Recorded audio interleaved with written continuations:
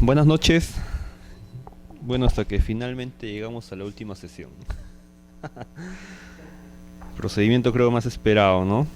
A ver, vamos a ver cómo lo vamos abordando. Este es un procedimiento básicamente técnico, ¿no? Eminentemente técnico. Entonces vamos a enfocarlo más que todo desde el punto de vista legal. Sabemos nosotros que hay una ley, ¿no? La 29090, que ha sido cuestionada. Incluso se pretendió declarar su inconstitucionalidad ante el Tribunal Constitucional. Todo tiene un antecedente, ¿no? Todo tiene unos eventos medios desafortunados, esta ley 29090, que a la larga o finalmente no es la norma tal vez, digamos, más importante. Lo es, ¿no? Pero forma parte de un paquete normativo, ¿no? Que en conjunto se puede decir que es la legislación que regula el tema de habilitaciones urbanas. Pero no hay que perder de vista que la norma tal vez un poco más importante que esta ley es el Reglamento Nacional de Edificaciones, ¿no? Porque finalmente ahí está, de alguna manera, esbozado el procedimiento, no parte del procedimiento, digamos, los conceptos más claros acerca y los tipos de habilitación que existen, ¿no? La ley 29090 lo que viene a hacer es una ley complementaria que lo que hace más bien es regular de alguna manera la parte procedimental, ¿no? De las habilitaciones urbanas, básicamente enfocados a establecer cuáles son los procedimientos para poder tramitar las distintas modalidades de habilitaciones urbanas, y no solamente habilitaciones urbanas, sino que también las licencias de edificación, ¿no? Que implica como parte complementaria de una habilitación urbana. Entonces es importante revisar esta norma, y era importante también dejar en claro que de alguna forma el Tribunal Constitucional ha validado su constitucionalidad, si quieren verlo de esa manera, ¿no? Ha validado la constitucionalidad de esta norma, y por tanto tenemos, nos quiera o nos guste o no nos guste, esta norma está vigente y hay que aplicarla, ¿no? Y esta norma trae pues algunas novedades muy importantes, ¿no? Que es bueno empezar a revisarlas. Pero antes vayamos un poquito a un concepto que ustedes seguramente conocen, ¿no? La habilitación urbana en general, ustedes tal vez mejor que yo, ustedes son arquitectos, ¿verdad? Ingenieros, arquitectos.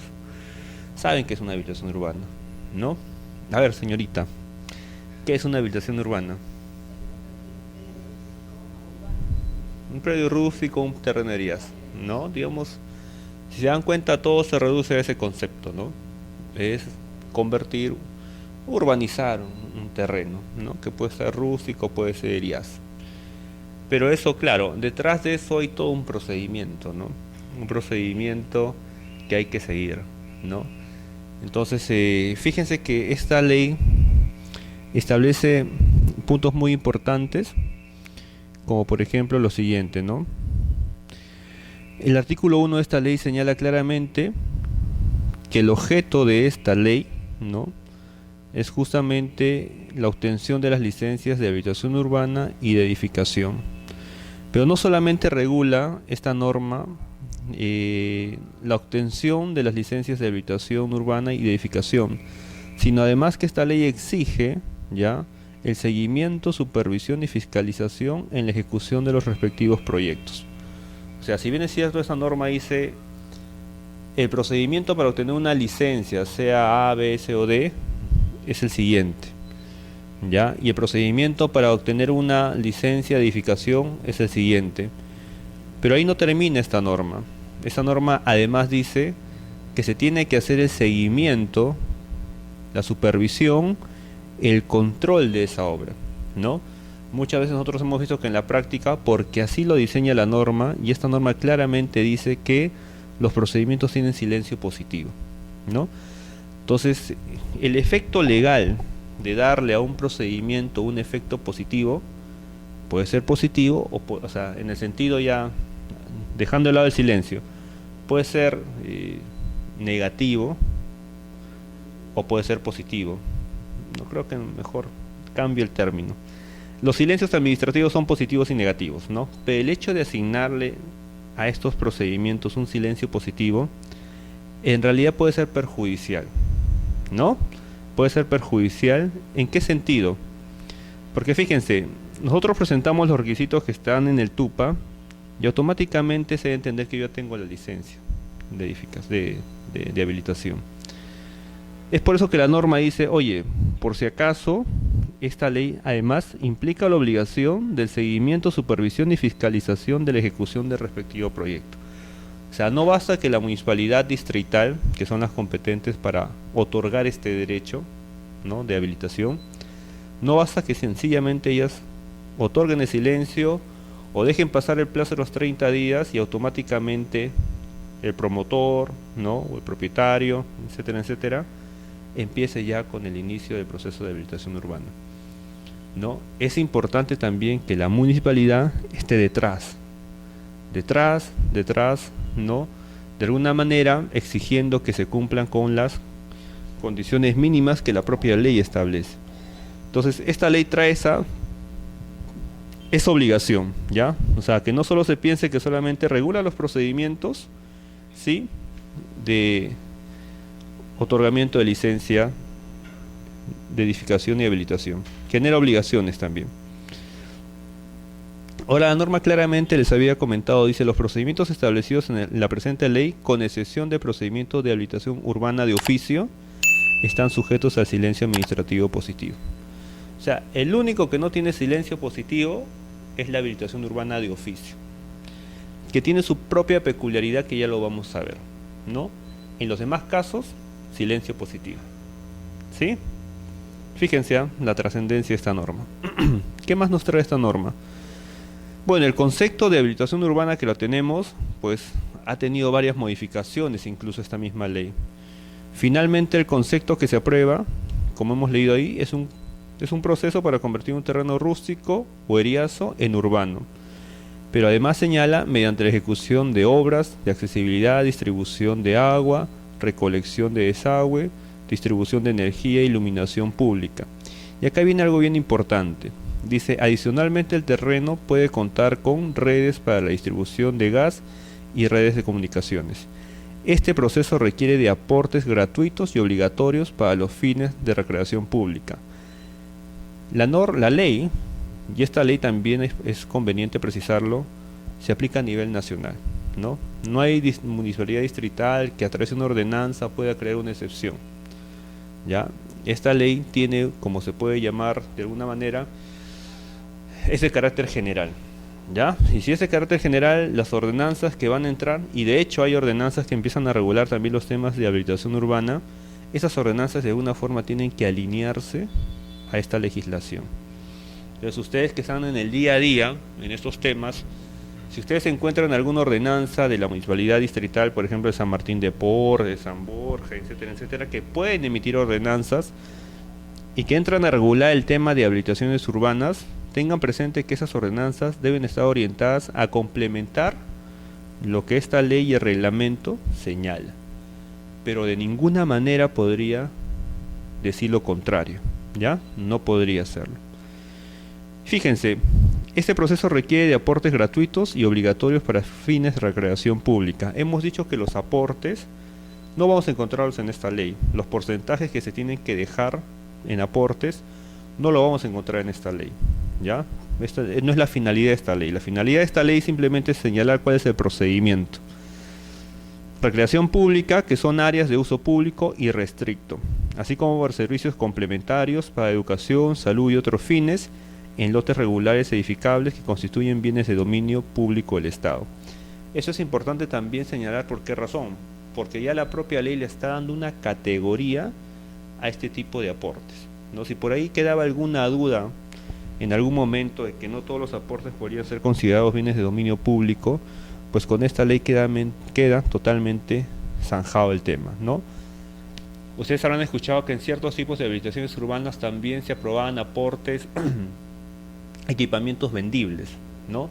De hecho, COFOPRI también tiene unos ciertos equipamientos urbanos que tienen como finalidad ser otorgados a favor de terceros. ¿no? Entonces como que este tipo de leyes, digamos, muy específicas, hacían creer de que probablemente los equipamientos urbanos, en línea general o por regla general, no eran pues dominio público, ¿no? Porque sencillamente podrían ser otorgados a favor de terceros. Entonces esto como que traía confusión un poco. Pero esta ley de alguna manera como que te está diciendo claramente, y hablo nuevamente, ¿no? Esto se aplica a nivel nacional.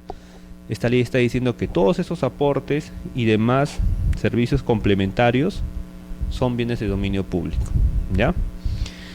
Y acá hay que detenernos un poco, ¿no? Porque pueden haber equipamientos urbanos, ¿ya? Que se le puede otorgar a terceros, ¿no? Piensen ustedes, por ejemplo, en los servicios comunales. En algunos casos se suelen otorgar, comedores populares, ¿no? Se suelen otorgar, por ejemplo, se suele afectar el uso, y eso lo hace COFOPRI, ¿no? A favor del asentamiento humano, ¿no? A la gente que vive en el asentamiento humano. A ellos les otorga, digamos, el título de afectación en uso.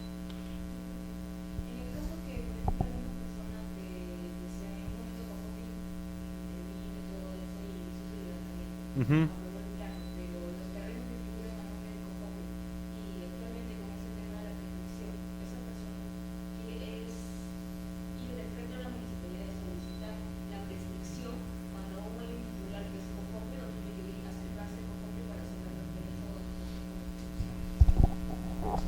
Cuando tú me hablas de una persona, ya, ¿cómo lo aprobó COFOPRI? ¿Como vivienda o como equipamiento?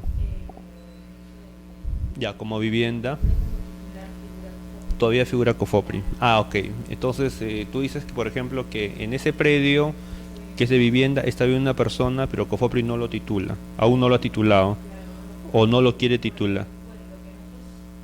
Ajá, exacto. El poseedor quiere prescribir. Ah, ok, a ver. Tiene relación algo, ¿ya? O sea, no están fuera, no están tan fuera del tema esto, pero vamos a explicarlo. Lo que pasa es que, a ver, COFOPRI efectivamente asume titularidad no respecto de todos los predios urbanos, para comenzar. ¿Ya? Y es por eso que yo empecé analizando esta ley, siempre leyendo el objeto de la ley. Ustedes son arquitectos, ingenieros, siempre es importante, es una recomendación que cuando analicen una ley lean el ámbito de aplicación. Porque el ámbito de aplicación te va a decir en dónde se mueve esa ley, qué es lo que se puede hacer con esta ley. Lo mismo pasa en el caso de posesiones informales o COFOPRI, ¿no? Entonces la pregunta es, ¿dónde o cuál es la competencia de COFOPRI? Y COFOPRI efectivamente formaliza predios urbanos, ¿no? Pero no son todos los predios urbanos. O sea, no puede formalizar todos los predios urbanos. El hecho de que yo vea un predio urbano no significa que sea competencia de COFOPRI. COFOPRI simplemente... Ahorita vamos a llegar a ese punto. Entonces, COFOPRI puede formalizar únicamente lo que son posesiones informales. Ese concepto. ¿Ya? Pero ojo, no todo en la ciudad es posesión informal. A ese punto quería llegar. Por tanto, no todo predio urbano es competencia de COFOPRI, solo algunos, solo aquellos que tienen esa característica de posesión informal. Y la pregunta es, ¿qué es una posesión informal, no? Generalmente, pues, ustedes asocienlo a un asentamiento humano, ¿no? Un asentamiento humano, un pueblo joven que tiene ciertas características, ¿no? Eh, por ejemplo, tienen sus lotes de manzaneo, de viviendas, una parte de comercio, equipamientos, placitas, vías, ¿no? Características de una zona urbanizada. De hecho, fáctica. Entonces, dentro de esa lotización, como tú bien dices, hay lotes de vivienda, hay lotes de equipamiento urbano, hay vías. ¿Cuál es el trabajo en este caso de COFOPRI? COFOPRI tiene competencia. ¿Y cuándo termina la competencia? Termina con la emisión de los títulos de propiedad. ¿Qué significa? Si en el caso concreto hay una persona que esté en posesión y la partida dice que está a nombre de COFOPRI, no significa que COFOPRI sea el propietario, sino que como dice la ley de COFOPRI, sencillamente por efectos operativos, o sea, por tiempo transitorio, esa titularidad está a nombre de COFOPRI, con la finalidad de que después regularice esa situación fáctica y se lo otorgue a quien tenga que darse. Entonces, ¿a dónde quiero llegar? que si la partida, por efectos de titularidad, está a nombre Cofopri, Cofopri va a ser titular hasta que se formalice ese predio, hasta que se titule ese predio. Entonces, ¿qué significa eso? Que esa persona tendría que ser titulada por Cofopri. Eso de alguna forma le impide de que, por ejemplo, él vaya a la municipalidad y pida una prescripción adquisitiva contra Cofopri. Es más, la prescripción adquisitiva de dominio como requisito habla en el ámbito administrativo. Digamos, si él se va a la municipalidad, solicito la prescripción adquisitiva de dominio. La municipalidad tendría que declarar improcedente ese pedido. ¿Por qué razón? Porque la misma norma de Cofopri señala que una vez concluida la formalización, recién se puede prescribir. Me explico un poco. Digamos, ese predio de ahí estaba a nombre del abuelo del señor. O no era su abuelo, ya de un tercero, ¿ya? Cofopri, como repito, no puede desconocer los títulos. Cofopri en ese empadronamiento lo que hace es reconocer la titularidad. Probablemente puede darse el caso que ese predio ya estaba titulado por la municipalidad anteriormente. Lo que va a hacer Cofopri va a respetar esa titularidad. Por ejemplo, en los 80 titularon a Juan Pérez, pero Juan Pérez ya no vive. Es más, Juan Pérez probablemente se fue, lo dejó y entró otra persona a poseer el predio. Eso es típico, ¿ya? Entonces ahí Cofopri no le va a titular al poseedor. ¿Por qué? Porque ese predio tiene un título de propiedad. Entonces Cofopri lo que va a hacer es inscribir ese título a nombre de Juan Pérez. Ese Juan Pérez que ya no está, pero que la municipalidad lo tituló. ¿Por qué? Porque va a respetar el derecho de propiedad. Entonces Cofopri ahí va a inscribir la titularidad, va a inscribir ese título municipal a nombre de Juan Pérez, y con la inscripción del título de propiedad, ahí concluyó la tarea de formalización de ese lote. Pero tenemos que en la práctica no vive Juan Pérez, vive José. Ahí recién se da el supuesto para que José pueda hacer la prescripción adquisitiva. Tendrá que ir a la municipalidad y decir, ¿saben qué, señores? Cofopri ya terminó de titular en ese predio y ha formalizado pues a Juan Pérez. Y resulta que Juan Pérez pues no vive hace 20 años. Porque el que vive ahí hace más de 15 años soy yo, ¿no? Y solicita la prescripción adquisitiva individual. Y lo puede hacer. Entonces, si te das cuenta, hay etapas que hay que quemar. Porque no podría este señor prescribir sobre una partida de Cofopri. Lo óptimo sería, si el señor es poseedor y no hay un antecedente de propiedad sobre ese predio, tendría que pedir que se le formalice a él. Ahora, si no se le formaliza después de tanto tiempo, es que probablemente él no cumpla los requisitos. Cofopri tendría que titularlo. Ahora, yo te digo una cosa. Generalmente el proceso de formalización, Cofopri lo hace de oficio. ¿Qué significa? Que en algún momento fue. No lo encontró probablemente. Los notifica, oye, voy a regresar. Probablemente volvió a ir, no lo encontró. Van a haber casos, y ese es totalmente justificado. Nuevamente, no digamos que esto es el asentamiento humano, ¿ya? Cofopri va a empadronar y efectivamente va a haber un grado de ocupación. No el 100% del asentamiento humano está ocupado. Va a haber por ahí un lote que sea medio vacío o que no haya nadie. Entonces Cofopri titula a los que están en posesión. Puede ser, no digo que sea el caso de ese señor, pero puede ser que este señor ingresó después del empadronamiento. Claro, si él ingresa después, exactamente, ya. Exactamente. Por ejemplo, cuando Cofopri va, empadrona y todo lo hace de manera, lo hace de oficio y generalmente lo hace de manera masiva. O sea, no es que cada uno tiene que ir a tocar el Cofopri, no, Cofopri va de frente y justamente se trata de eso, ¿no? De ver si están en posesión o no. Porque si yo voy a tocar en la puerta y decir, oye, por si acaso, ven a inspeccionarme, pues ese día voy a preparar, voy a llevar a mis amigos, voy a hacer una parrilla, voy a llevar mi cama, voy a hacer todo, crear todo un escenario para hacer que pensar de que estoy en posesión. Entonces de eso no se trata.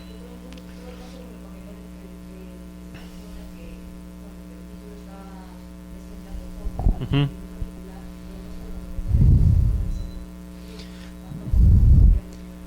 En ese caso la municipalidad no tiene competencia. Tendría que ser Cofopri. Pero ojo, como te digo, si es que realmente ya El señor entró después, ese lote debe estar calificado como lote vacío en el sistema. ¿Qué significa que es lote vacío o lote abandonado? Porque en el momento en que se padronó no había nadie. Claro, no, eso ya es en el sistema de Cofopri, ¿no? O sea, cada lotecito que ustedes ven tiene un expediente administrativo. En ese expediente, por ejemplo, está a nombre tuyo, ahí está tu DNI, tu partida, tus documentos de posesión, blin, blin, porque te encontraron, y tu título, ahí está. En el lote de acá, por ejemplo, solamente encontrarán las fichas. Se fue, no se encontró a nadie, lote abandonado, vacío, vecinos dicen que no vive y está registrado.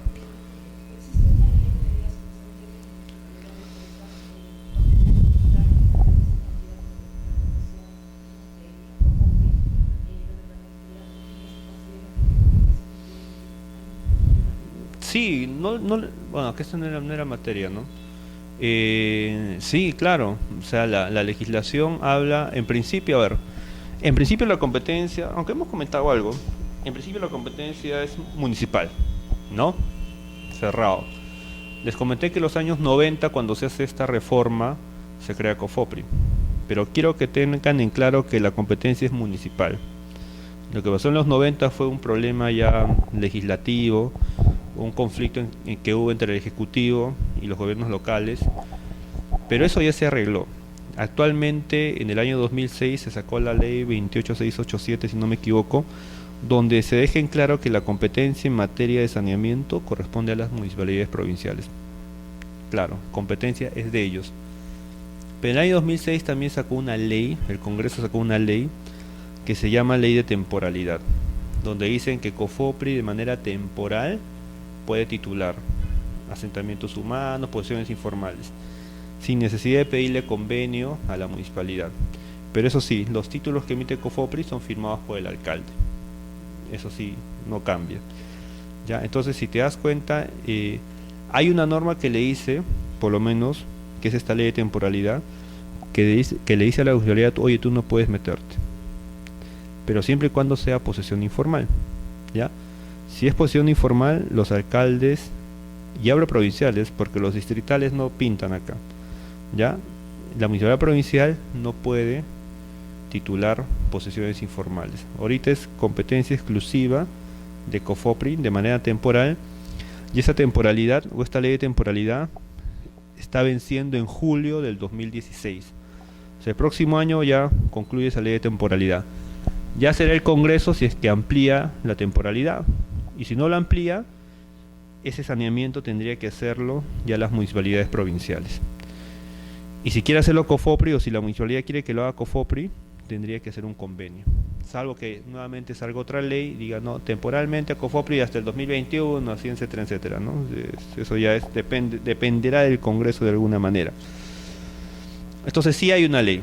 Lo que sí más bien la misma ley señala es que las competencias en prescripción adquisitiva y tracto sucesivo lo mantiene la municipalidad. Eso sí no lo tiene COFOPRI.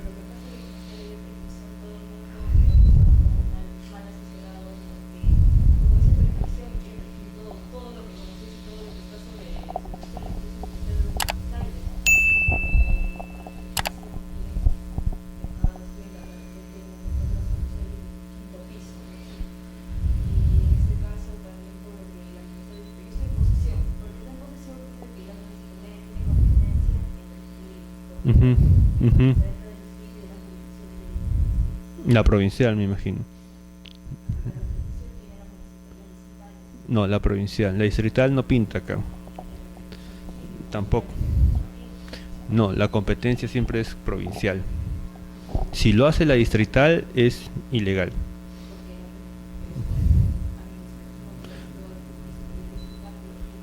Ah, ya, tú me hablas de visas. Ah, ok.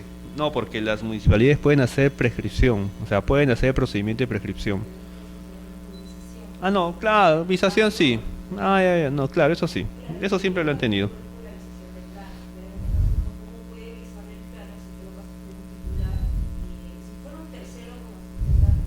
Ujú. Sí, sí te entiendo.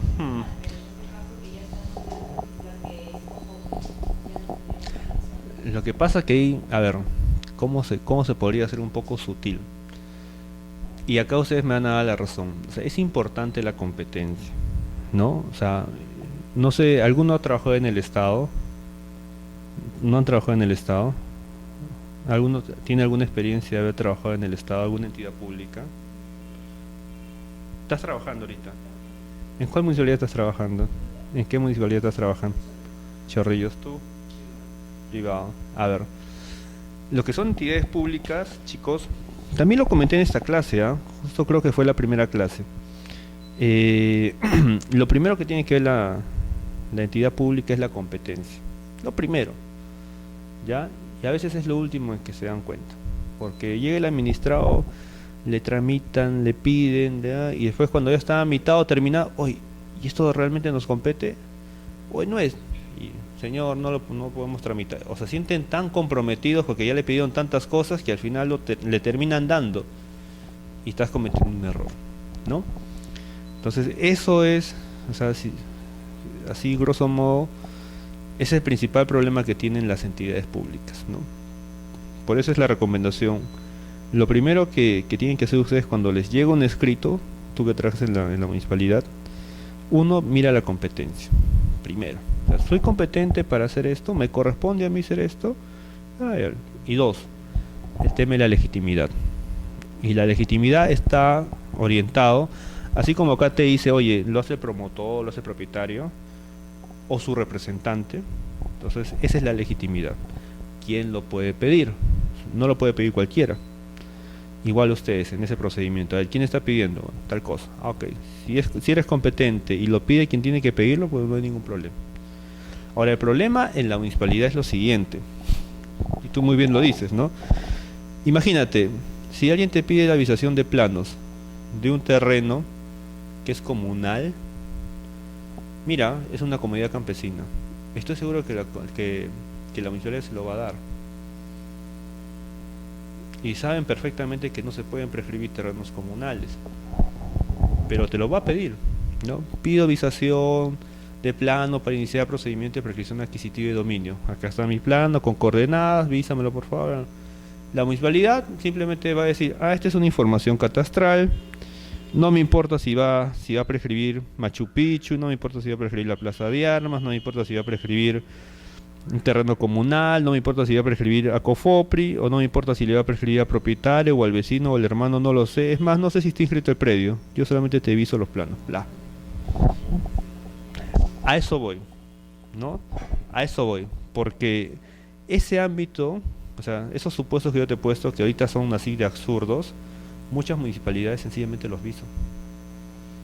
¿Por qué? Dicen, solamente es información catastral. Y como es información catastral, yo solamente tengo que ver que eso se adecue a mi catastro. Verifico si son el plano y listo, chao, te lo aviso. De ahí lo que pase más adelante, bueno, pues no sé problema quién será. Pero esa forma de actuar, si te das cuenta, no le estás ayudando al ciudadano, ¿no? Esa forma de actuar, de ser así, digamos, tan prácticos y autómatas, no le ayuda al ciudadano, porque ¿qué gano yo avisándole un plano para que haga una precisión adquisitiva que yo sé que es comunidad campesina y que yo sé que nunca lo va a poder hacer? Sin embargo, igual el señor, por favor, pague su derecho para avisación, para la inspección, ¿no? Espere unos 6 meses para que le avise el plano, ¿no? O un mes, 2 meses, no lo sé, ¿ya? Tome, ahí está. Y para que no le sirva para nada. Lo mismo pasa, por ejemplo, con el tema de Cofopri, ¿no? Si el predio está a nombre de Cofopri y tú sabes, como ahorita ya está quedando claro, que eso está en proceso de formalización, eso no le va a servir. Aunque te diré algo muy cierto, ¿ah? Y tal vez eso sea el por qué al final se le visa. Ustedes saben que el Poder Judicial lo puede todo. El juez lo puede todo. Bien o mal, pero lo hace, ¿ya? Y frente a una sentencia judicial, el funcionario tiene que acatarla, porque si no, denuncia y todo lo demás, ¿no? Entonces probablemente esa sea una de las razones por las que finalmente la municipalidad, oye, si es para proceso judicial, ya yo te aviso, ya no sé el juez, ¿lo dará o no lo dará? ¿No? Pero también te piden visaciones en algunos casos para procedimientos notariales, ¿no? En algunos casos también te piden. No te exige el notario, pero algunos lo hacen visar, ¿ah? Ya digamos, por interés propio. Pero ten en cuenta eso, ¿no? Siempre la competencia y la legitimidad. Acá también, como estamos viendo, la norma claramente te dice, está claro, ¿no? Lo que conversamos. Lo que pasa es esto, que es un trámite que de repente yo no me he hecho cargo recientemente, Ujú, es un trámite como usted menciona, ¿no? A mi punto de vista depende mucho del profesional quien a veces se pasa. Y que, bueno, en el caso mío yo siempre veo eso, la competencia, todo el mundo dice, ah, no, no tengo, tengo una sola. ¿Para qué evitar cómo alargar más el trámite cuando ujú. al final le va a decir al administrador en el último, mira, no tengo competencia? ¿Qué le dices, no? O sea, bajo qué sustento le puedes decir eso cuando ya está en final el trámite. Pero en este caso, como ya pasó, que hubiera seguido como se dijo, los profesionales anteriores le han seguido dando vueltas, vueltas, Claro. vueltas, y cuando llega al último, llega una hoja de, bueno, el documento que se así, hay un propietario de un titular, un foque, en todo caso, claramente, ¿no? En todo caso, es lo único, porque uno sería hacerle daño tanto al administrado, porque se puede es parte del administrado, Ujú. porque ese plano le va a ganar, va a llegar, va a tener la decisión del plano, todo, claro, la municipalidad en la potestad de ver si está en posesión, claro, trata de prescripción y lo está, pero si nosotros no tenemos competencia, ¿qué podemos hacer? Es cierto. Ahora, yo te digo así ya como un consejo, ¿no? Yo trabajo también en la administración pública y ahorita tenemos como 50 personas, ¿no? Que están, bueno, en esta oficina. Entonces muchos son jóvenes, otros ya son mayores, ¿no? Y lo que tú dices es de todos los días, o sea, se arrastra un poco ese tema. Entonces yo siempre les digo a los chicos, miren, si alguien vio antes el tema, el procedimiento, ahora se fue, renunció, mejor trabajo, se cambió de, no sé lo que fuera, pero llegó a tus manos, y si tú has visto que ese tema ha estado mal, ha sido mal tramitado, o sea, encamina el procedimiento. Y lo que te dicen, no, doctor, pero ¿cómo va a ser? Ya le hemos dicho al administrado, no, o sea, se sienten comprometidos. No tanto, sino que bueno, en este caso yo soy de la conferencia de profesionales, bueno, no hay solución por este lado, pero al menos si ya lo hiciste estando trabajando, te recomiendo la otra cosa, si al menos no ir de la parte de consultoría o darle una solución. Ujú. Tú no lo solucionas de repente recomendando a tu equipo, de repente digas, ¿no? O Sí, competencia pues, que le puede informar porque tú no tienes la razón. exacto, A eso me refiero, no decirle sí, porque sería yo como profesional le digo, perdón, exacto. Entonces, pero pasa eso. bajo que ley. Por eso le digo, ayúdame eso porque está ahí como estoy un poco Una ley que le indique que esa es competencia de COFOPRI y no de la municipalidad. deberían hacer porque en ese caso el administrador puede entender, pero cuando es un abogado, el abogado es usted, y el abogado en ese caso se quiere ir por jalar económicamente y cobrarle más, se encapricha con el tema. Ya, mira, eso que te digo que la formalización concluye con el proceso, con la emisión de los títulos de propiedad, lo vas a encontrar en el decreto legislativo 803 o en el TUO, que es el decreto supremo 009-99 MTC. Ahí tú vas a encontrar, creo que es en el artículo 3. El artículo 3 tiene varios literales. En uno de ellos te dice que el proceso de titulación concluye con la emisión de los títulos de propiedad. Entonces, mientras no se haya emitido un título de propiedad, eso sigue siendo competencia de COFOPRE. Así es, ¿no? Eso sigue siendo competencia de COFOPRE. Bueno, por lo demás, esa era la recomendación un poco, ¿no? Encaminar un poco el procedimiento. A veces tenemos un poco de temor porque decimos, no, hoy nos hemos comprometido, la persona me va a quejar y todo lo demás, ¿no? Pero en realidad no hay que tener miedo a eso, ¿no? Es mejor encaminar el procedimiento y evitemos, pues, problemas futuros, ¿no? Listo, entonces por ahí va el tema. Otro punto importante que quiero rescatar de esta ley son algunos actores que trae la norma. Fíjense, uno de los primeros justamente es el promotor inmobiliario o habilitador, ¿no? Que es pues cualquier persona natural, jurídica, ¿no? Que va de alguna forma a iniciar el proceso de habilitación.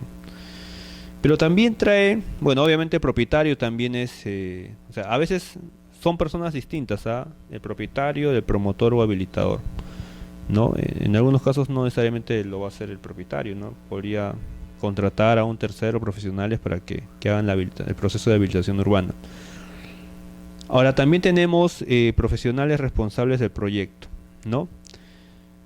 Ustedes son arquitectos, son ingenieros y generalmente quien tiene mayor protagonismo en un proceso de habilitación urbana son pues los arquitectos en lo que corresponde a su competencia, los ingenieros, ¿no? Y acá ya hay una serie de especialidad de ingenieros, ¿no? Tenemos ingenieros civiles, ingenieros sanitarios, ingenieros eléctricos, porque fíjense que la habilitación urbana, como hemos dicho al comienzo y como está acá, no solamente implica pasar el predio de rústico, eriazo o urbano, sino además dotarle de ciertos servicios básicos, ¿no? Incluso hablan de red, de gas. Mira, ahora ya tenemos ese concepto, ¿no? De gas y redes de comunicaciones, ¿no? Entonces, finalmente son los ingenieros quienes tienen que elaborar esos planos, ¿no? Con la finalidad de darle la factibilidad o el visto bueno, si quieren verlo, de que se va a contar con estos servicios. Por tanto, la presencia de profesionales responsables del proyecto. Ahora, ¿por qué son responsables? Porque son ellos los que van a asumir, son ellos los que van a suscribir y decir que técnicamente procede la habilitación urbana porque se cuenta con tales y tales servicios, ¿no? Entonces, eso es importante tener en cuenta.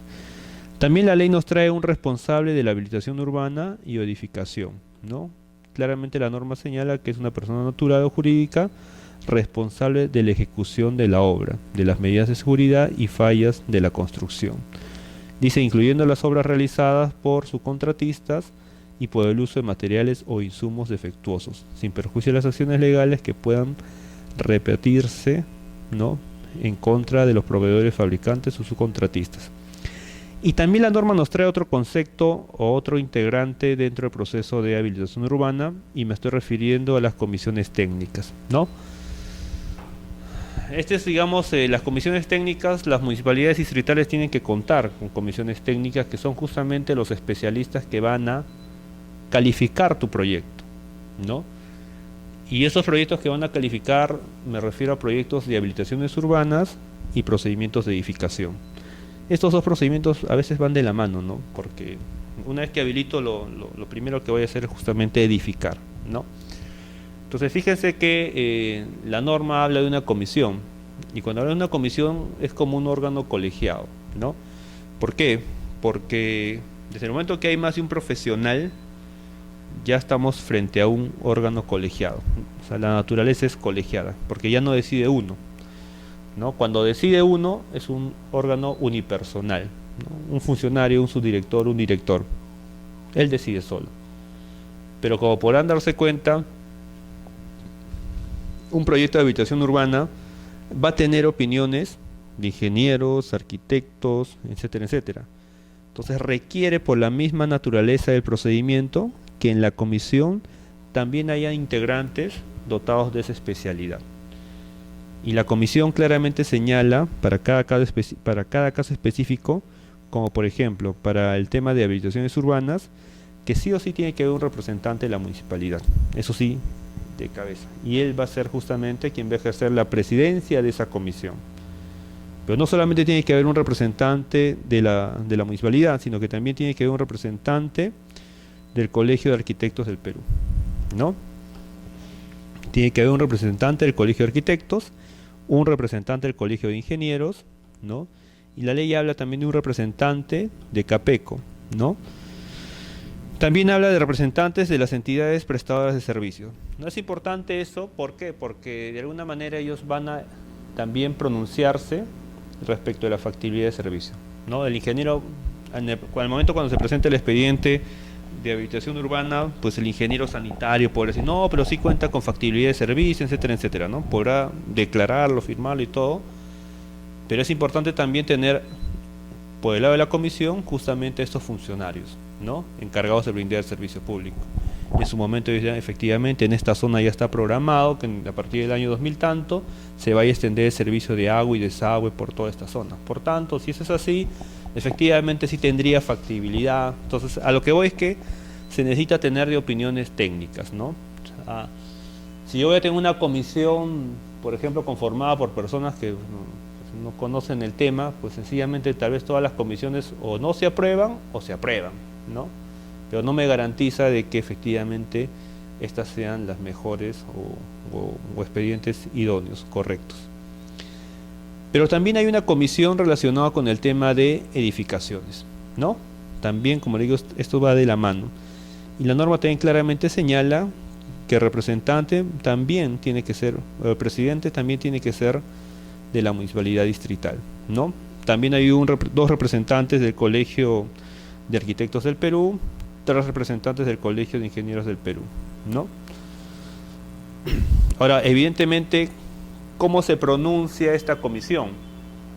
Este es lo más importante, en realidad, de la habilitación urbana, porque finalmente acá es donde se va la responsabilidad, ¿no? Armar el expediente, bueno, pues se contrata a un grupo de profesionales que te lo pueden armar el expediente. El tema es obtener de alguna manera, digamos, la conformidad de ese expediente. Y es que por eso justamente lo más relevante de esto son las comisiones. Y la comisión, ¿cómo se pronuncia o cómo se materializa el trabajo? A través de sus informes, ¿no? Tiene que emitir opiniones. Y esas opiniones evidentemente van a estar relacionadas con la calificación del expediente. Esas opiniones podrían ser positivas o negativas, ¿no? Podrían decir desde el momento, oye, sí, cumple con todos los requisitos, no hay ningún inconveniente, pasa la habilitación urbana. O podría de alguna manera también rechazarlas, ¿no? Entonces es importante tener en cuenta que las comisiones o el trabajo de la comisión se ve justamente a través de estas opiniones. De hecho, la norma señala que la forma en que estos opinan son a través de dictámenes, ¿ya? La norma dice los dictámenes de las comisiones técnicas deben versar sobre el cumplimiento de los requisitos, condiciones y parámetros de los respectivos proyectos. Ahora, obviamente los miembros de la comisión van a tener que evaluar de acuerdo a la naturaleza de la habilitación, ¿ya? Por ejemplo, podemos estar frente a una habilitación residencial. Entonces, evidentemente la calificación va a versar sobre los requisitos, condiciones de una habilitación residencial. Puede tratarse de una habilitación tipo club. Entonces, va a depender mucho del tipo o condición de habilitación. Puede ser también una habilitación para vivienda taller. Entonces, sobre eso va a tener que versar la calificación, ¿no?, de la comisión, ¿ya? Sobre eso va a tener que versar.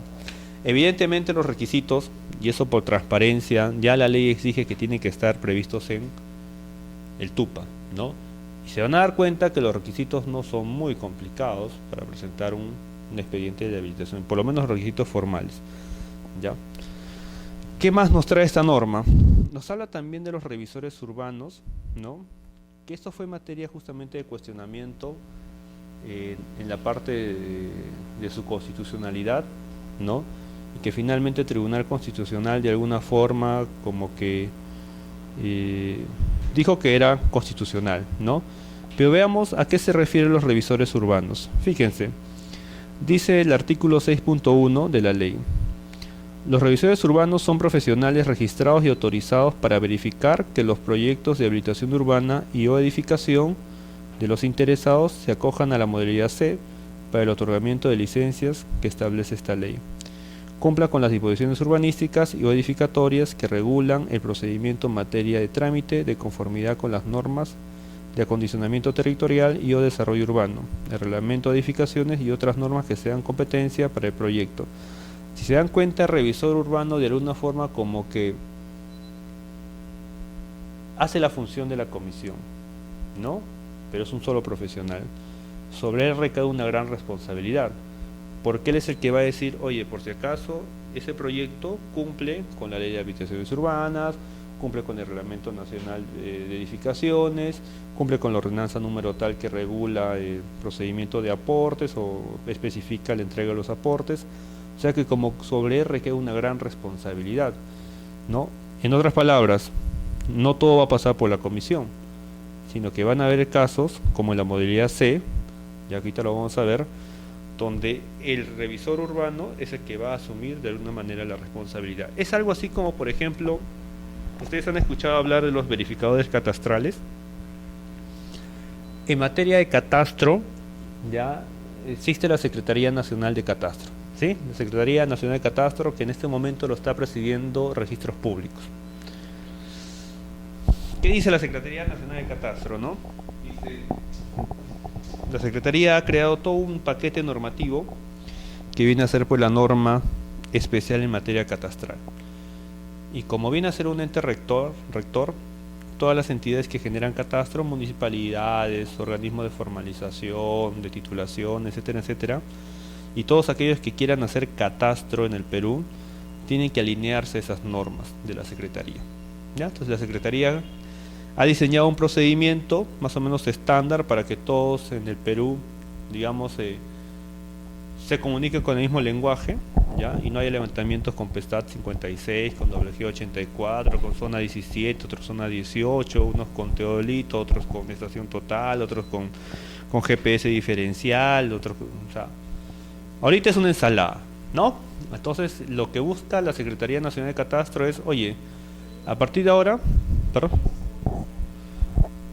¿cuál? El WG 84, claro, y la Secretaría lo ha ratificado, ¿no? O sea, se trabaja ahora con WG 84, ¿no? Pero hay algunas entidades que todavía te reciben, es más, los archivos que tiene, y probablemente ustedes tengan archivos en PESAT 56, ¿no? Y el tema es que el reto que trae la norma en materia catastral, ¿no? Es que ahora todo tiene que ser en PESAT, perdón, en WG 84. Y no hay un programita mágico a través del cual yo diga, porque ojo, todo está levantado en PESAT 56 en este momento.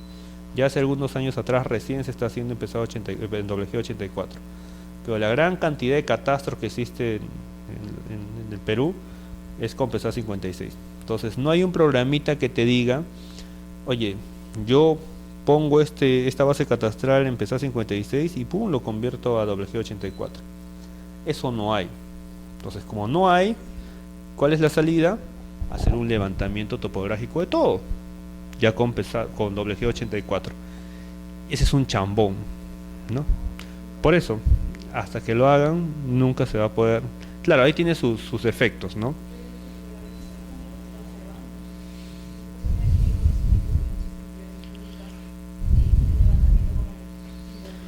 Uh-huh.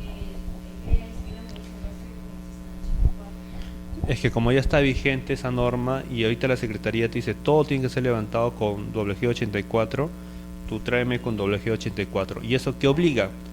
A que justamente se vaya a campo, se levante, ¿no? Y se trabaje la información con WG 84. Entonces es un champón, eso le decía, es un chambón. Entonces, ¿qué ha creado registros? ¿No? Lo que ha creado registros es justamente la función del verificador catastral, ¿ya? Y el verificador catastral, que es algo similar a los revisores, por eso les traía como ejemplo. El verificador catastral, por ejemplo, lo que hace es hacer el levantamiento de ese predio, obviamente con los requisitos y toda la metodología que establece ahora la Secretaría Nacional de Catastro, ¿ya? Levanta todo y en buena cuenta él es el que asume la responsabilidad de todo, ¿ya? O sea, si se dan cuenta, es un privado que está haciendo un trabajo que debería hacerlo o debería tenerlo la municipalidad, ¿no? Que es el ente generador de catastro. Pero por razones X, falta de presupuesto, dinero, tiempo, personal, y bueno, y siempre va a haber algún motivo y no dejan de tener razón, porque no todas las municipalidades tienen el mismo ingreso, capacidad, acá, no, etcétera, etcétera. Entonces se crea como un sistema paralelo, ¿no? Y ese sistema paralelo trae como protagonistas a los verificadores catastrales. Y sobre ellos recae la responsabilidad. Es decir, si el verificador catastral hace un levantamiento, se supone con los requisitos que establece el nuevo marco legal en materia catastral, se supone que eso está bien. Y si pasa algo, si por ejemplo él dice tiene 100 y en realidad tiene 199, perdón, tiene 95, la responsabilidad va a recaer sobre el verificador catastral, ¿no? Ahora, no hay muchos verificadores catastrales, ¿no? En realidad son contaditos con la mano. Pero eso es lo que trae, ¿no? O sea, un poco la responsabilidad recae sobre el funcionario, sobre el privado, Entonces de ahí un poquito la importancia de que estas personas, los verificadores catastrales, asuman con bastante responsabilidad esta función que la ley le está dando, ¿no? Los revisores es algo similar, incluso dice cada revisor urbano es autónomo en el ejercicio de sus funciones y responsable conforme a la presente ley. No puede emitir informe técnico respecto de una especialidad distinta para la cual se encuentre registrado, ni sobre aquellos proyectos, dice, en que participe directa o indirectamente, sea por vinculación familiar, laboral, contractual. O sea, tiene ahí sus limitaciones, ¿no? Pero fíjense, ahora, ¿cuál es la razón, si quieren verlo, de la creación de estas figuras y todo lo demás? Tiene un sentido, ¿no? Fíjense que el trasfondo de todo esto es justamente simplificar los procedimientos, ¿no? Es más, una prueba de todo esto que estoy diciendo es que se le ha asignado, la ley le ha asignado un silencio positivo, ¿no? ¿Qué significa eso? Si en 30 días la municipalidad no se pronuncia, el solicitante, el promotor, debe asumir de que se le ha otorgado la licencia, ¿no? Y eso es así, ¿verdad? Tú que trabajas en la municipalidad, es así. Podría hacerlo valer, o sea, y eso ya depende, ojo, del administrado. El administrado tiene que hacerlo valer, ¿no? No es automático. O sea, bueno, la ley dice que es automático, pero el administrado tiene que hacerlo saber y tiene que poner el conocimiento a la administración pública. Oye, por si acaso, llegó el día 30, no te has pronunciado, me estoy acogiendo al silencio positivo. Mira.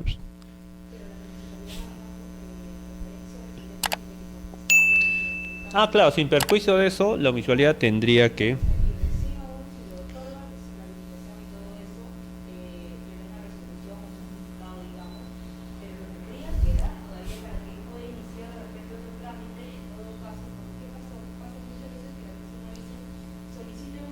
Uh-huh. Ya.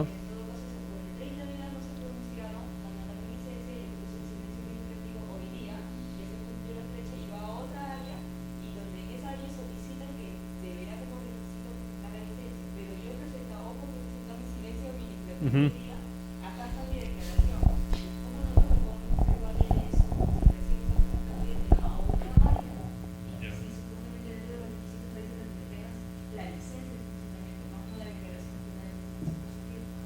Bueno, en ese caso, por ejemplo, ahí hace mal la administración pública, ¿no? Porque si actúan de esa manera, hablo en esta segunda instancia, en esta segunda, digamos, jefatura o área, ¿no? Porque si el señor, el administrado, ya se acogió al silencio positivo, eso significa que la otra, la otra área debería asumir que ya tiene la licencia. O sea, no puede decirle, oye, tráeme la licencia. No, mi licencia es justamente mi cargo que he presentado, mi formulario, y donde tiene el cargo, cumple los 30 días, no se venció, acá está mi declaración jurada, esa es mi licencia.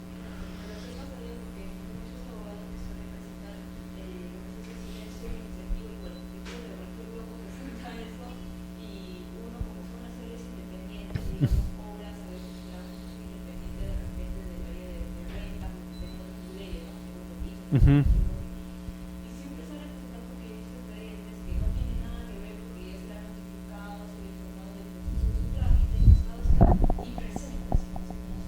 Uh-huh.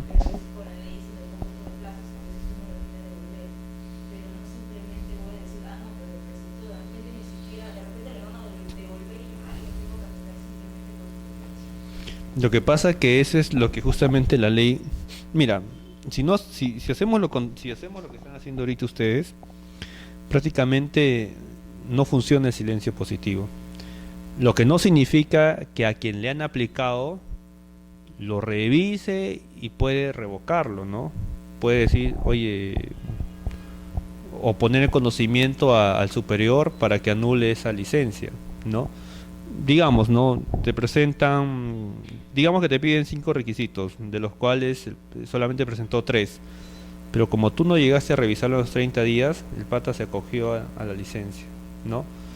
Entonces, evidentemente está mal dada esa licencia. Está mal, porque si yo me hubiera pronunciado entre los 30 días, probablemente le hubiera tenido que denegar. Entonces, el silencio negativo, el silencio positivo no valida un acto. O O sea, no significa que lo que está mal está bien por el transcurso del tiempo. Lo que más bien tiene que hacer aquel funcionario a quien le aplicaron el silencio administrativo positivo es, una vez llegada la declaración jurada, automáticamente pues traer el expediente y empezar a revisarlo, analizarlo, y si verifica que efectivamente no amerita silencio o no amerita, digamos, la licencia, hacer un informe o, bueno, ella no podría revocarlo, ¿no? Tendría que hacer un informe para que el superior jerárquico anule esa licencia supuestamente ficta, ¿no?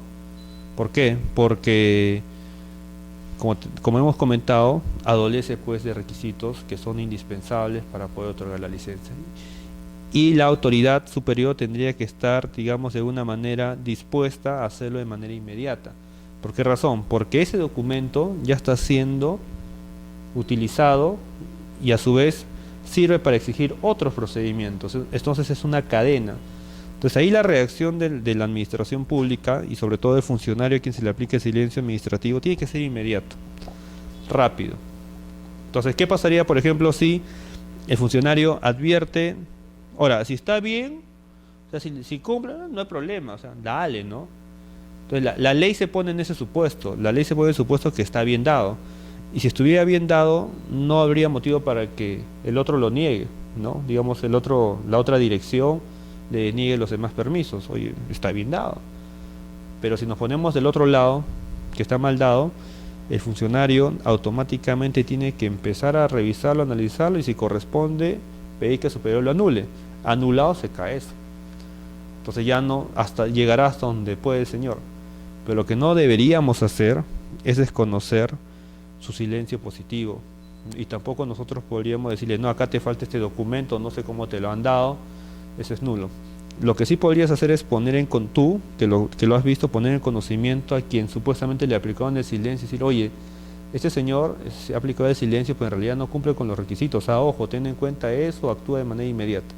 Y ellos son los responsables y tendrán que generar el procedimiento de nulidad probablemente para dar de baja a esa licencia, si quieres verlo, mal dada, ¿no?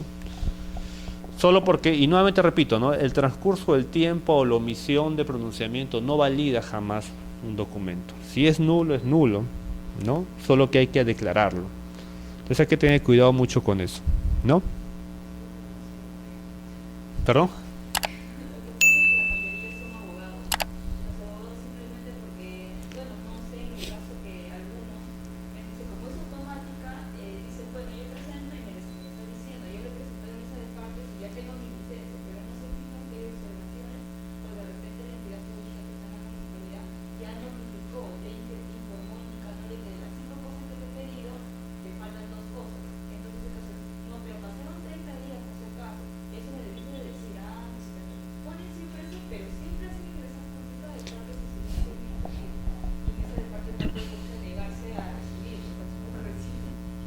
Sí, pues en realidad chicos, es una realidad, ¿no?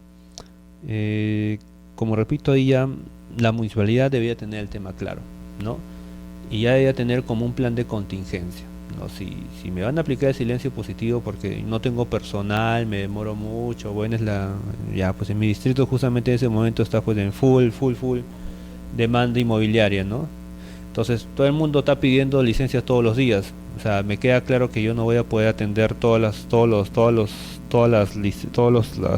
solicitudes dentro del plazo. Entonces tener pues un plan de contingencia, ¿no? Y aquellos que me emitan, que me apliquen el silencio positivo, pues automáticamente ese mismo rato lo reviso y actúo, ¿no? Pero eso es lo que correspondería hacer.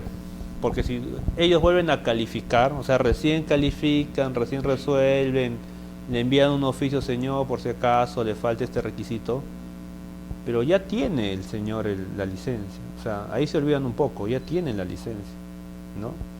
Lo que tendría que hacer es más bien qué pasa ahora. O sea, ¿qué pasa con esta licencia? ¿Está bien dada? ¿Está mal dada? Porque como se dice, ese es un acto administrativo presunto. ¿Por qué? O sea, no está plasmado el pronunciamiento de la administración en un documento, ¿no? Pero se asume que le han dado. Ya es un acto administrativo. O sea, en otras palabras, si se quiere ver de esta manera, el procedimiento de alguna manera hay un pronunciamiento en ese procedimiento, que es el positivo, que le han dado la licencia. Entonces queda evaluar y la recomendación en tal caso sería, si se identifica que hay errores o no se cumple con los requisitos, automáticamente tal vez elevarlo al superior para que proceda con la anulación de la licencia.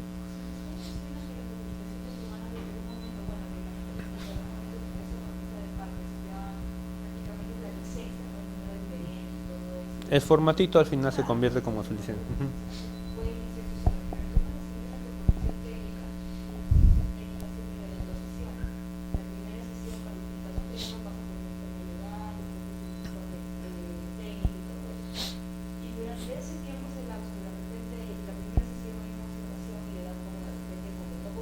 Ujú.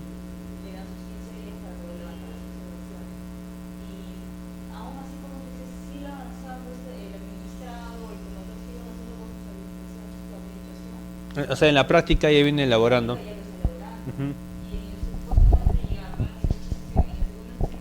No. Ujú. Justamente cuando comentamos el ámbito de aplicación, ¿qué decía la norma? O sea, no solamente regula la entrega de la licencia o el procedimiento de habilitación y edificación, sino también exige de una forma de seguimiento, supervisión. O sea, eso va de la mano. Te presentó un señor tal y ya empezó a hacer sus obras, tiene que la municipalidad enviar los supervisores y efectivamente ver que se cumplan por lo menos con los parámetros que te está diciendo la norma, ¿no? Eso tendría que ir de la mano. Ujú.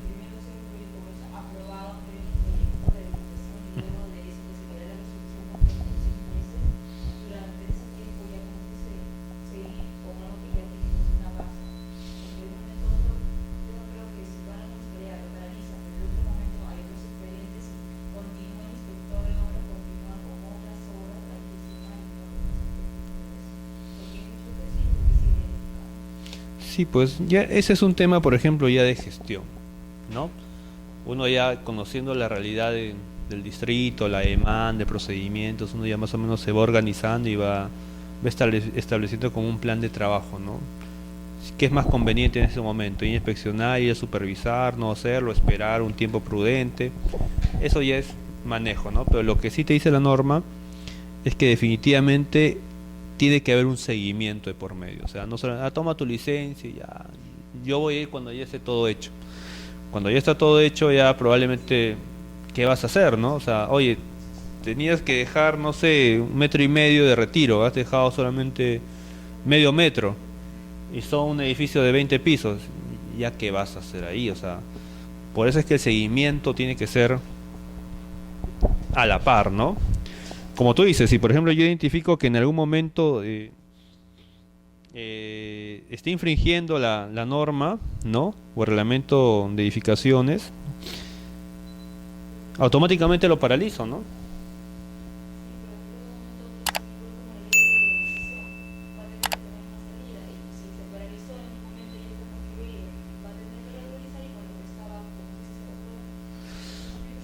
Sí, pues, pero felizmente, bueno, por lo menos la ley de regularización, la que hemos visto, la que hemos visto, ¿no? La 27157. Claro, sí lo hemos visto. También tiene un ámbito de aplicación, ¿se dan cuenta? O sea, se mueve dentro de un plazo. Los que están fuera del plazo se someten con las leyes actuales, o sea, las licencias, permisos y todo lo demás. La 27157 lo que nos permitía, se acuerdan, era de alguna forma, te exoneraba de aquellas multas que tendrías que haber pagado por no haber sacado tu licencia de habitaciones, de edificaciones, licencia de fábrica, ¿no? Etcétera, etcétera. Ya tú lo has hecho, lo has consolidado. Y generalmente esa ley 27157, como hemos visto, estaba orientada justamente a lo que eran las posesiones informales, ¿no? Ahí donde, por ejemplo, en algún momento no había zonificación, porque esa era la realidad, en algún momento en esas zonas no había zonificación. Es más, la municipalidad no los tenía en cuenta como parte del casco urbano, pero en la práctica fue creciendo y la realidad siempre desborda eh, la vida jurídica del país. Entonces sale esta ley, pues, ¿no? Dice, oye, ¿saben qué? Hay que reconocer esto, ¿no? O sea, existe, ¿no? Y ahorita, como yo les planteé la vez pasada, tenemos dos opciones, ¿no? El legislador dice, tengo dos opciones, o empiezo a demoler todo, pucha, que si fuera uno, ya pues no, pero si la regla general en esos casos eran que todos o la gran parte de las personas habían, digamos, transgredido las normas urbanísticas, el reglamento de construcciones y todo lo demás, entonces evidentemente si yo disponía que se haga la demolición de todas aquellas infracciones, lo que se iba a generar un problema social. O sea, no va a venir solamente una persona a reclamarme, probablemente venga la mitad del distrito a reclamarme y eso iba a generar pues de alguna forma inestabilidad, digamos, en realidad para el distrito y eso se iba a traducir para el Estado.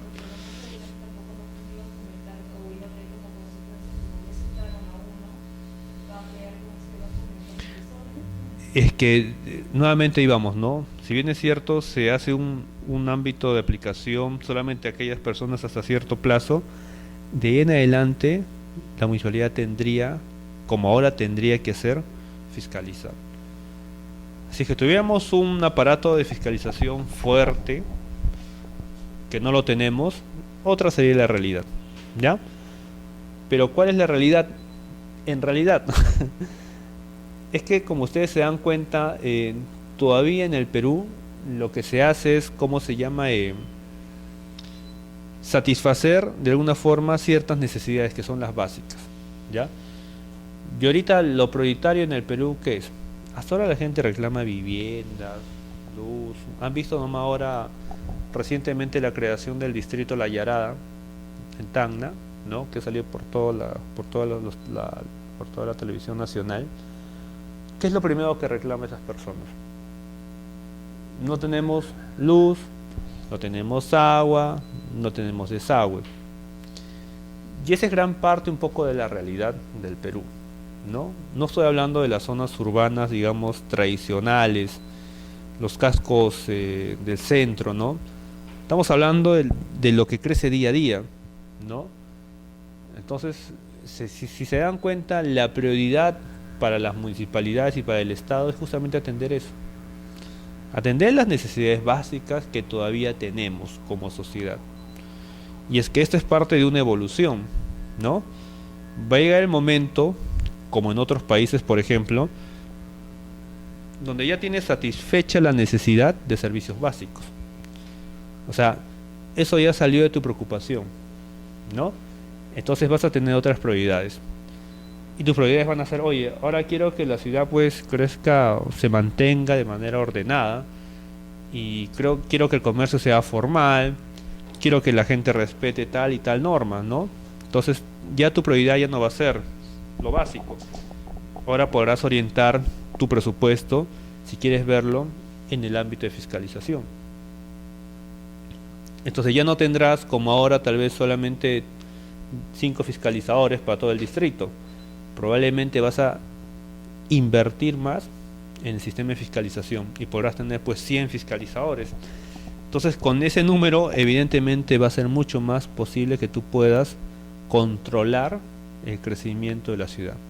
Automáticamente si tienes ahí 100 fiscalizadores repartidos en cada zona paseando todo el día o fiscalizando todo el día, ellos van a darse cuenta que bueno, acá están modificando la propiedad, ¿no? O sea, están haciendo un piso más.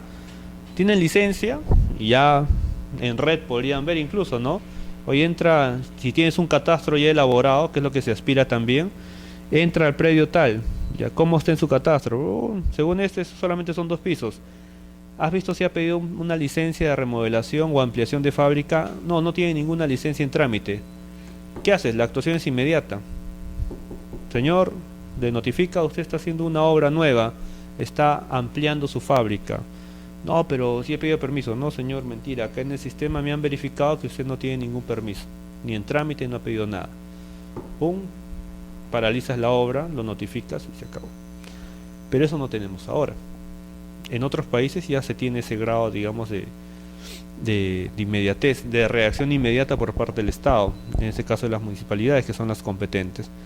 Pero chicos, esto es parte un poquito de la evolución de la sociedad.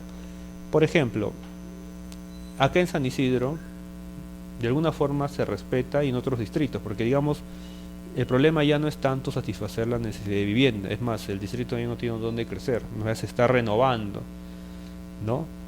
Entonces, si se dan cuenta, en estos distritos, por ejemplo, hay mayor capacidad de fiscalización. Entonces, ustedes ven en San Isidro, ven en San Borja, alguien que está haciendo alguna obra nueva, al toque te cae el fiscalizador. Señor, ¿usted está haciendo? No, sí, ya.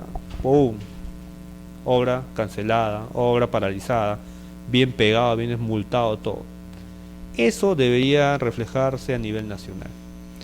Entonces, pero pídanle por favor a ver a San Juan del Lurigancho, que es el distrito, como dicen que eso ya es una provincia, ¿no? Por la cantidad de personas que hay, por el número de personas que hay. O sea, ya desbordó como distrito. Se dice que tiene que ser una provincia, por la demografía que tiene.